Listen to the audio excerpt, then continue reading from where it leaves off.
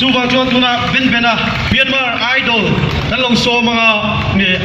asai mai ani pon tu kam ni khate pon nei duwa an nei du mai thia tu dia tu jon kan som hal boke amasain tunang kaini Myanmar ina harchatna kan to lain pathian ina min ve kan unauten tunang hin voina po ve bomte hin khonsaka kalom oi mema chu chong ni loin Myanmar rama lo boral ta te tan sun na te min ti saka in zawai chunga lom thu ka soi du ni voina hian pathian nen ka simding ti la ka zai duwa okay, this song was written by my big brother John. The song is about when I get to heaven, how I shall tell God what is happening in this world, what is happening in Myanmar, about how we are suffering in this world, how we are suffering in Myanmar. The song is called Patien Hen Kisimding.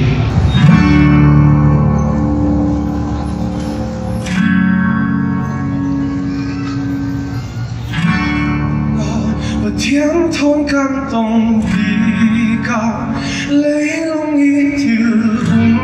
đã gối vai bên cái sinh đinh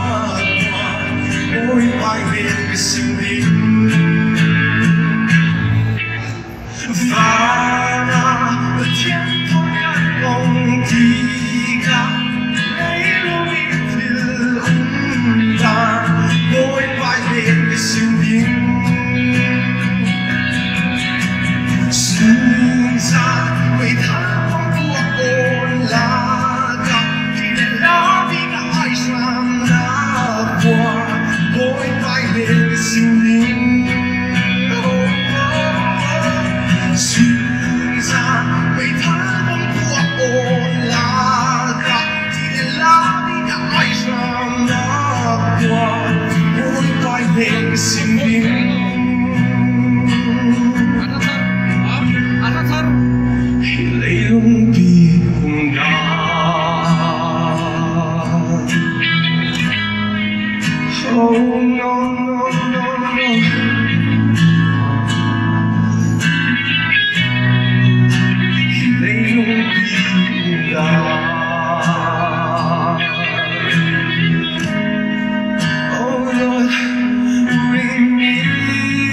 cho em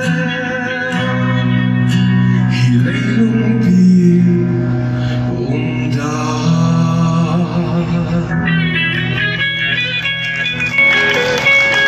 với na bên chân bụi tu kan kiang a min dit pui rang tu in zawai chunga pathianin mal somna pe cheu ro se amen